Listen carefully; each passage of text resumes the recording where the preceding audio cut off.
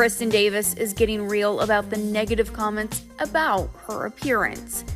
In a new interview with the Telegraph, the And Just Like That star opened up about being, quote, ridiculed relentlessly for her facial fillers. Quote, I have done fillers and it's been good, and I've done fillers and it's been bad. I've had to get them dissolved and I've been ridiculed relentlessly, and I have shed tears about it. It's very stressful, she told the British publication.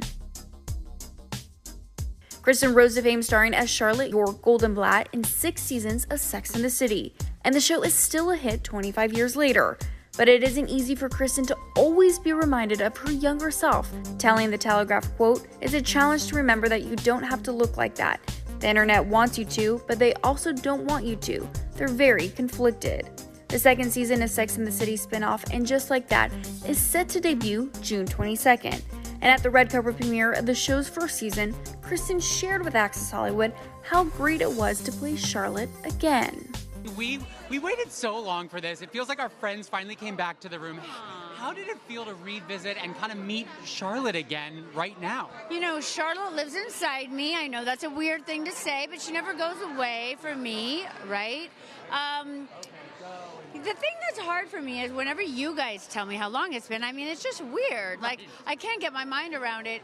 And part of that is because we see each other socially. So it's not as though we did not communicate for 10 years. That would be weird, right? So it's not that much of a disconnect. You know, it's a little bit of a disconnect because we're not together 24/7, which is pretty much what happens when we're working, right?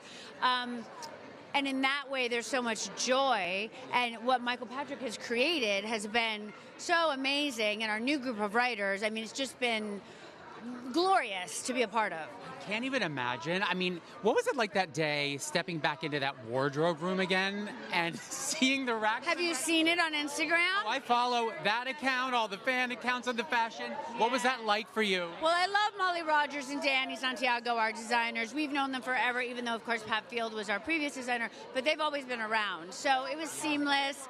I thought it was so, you know, there's nothing like it. When you go on other jobs, no offense, you're like, what?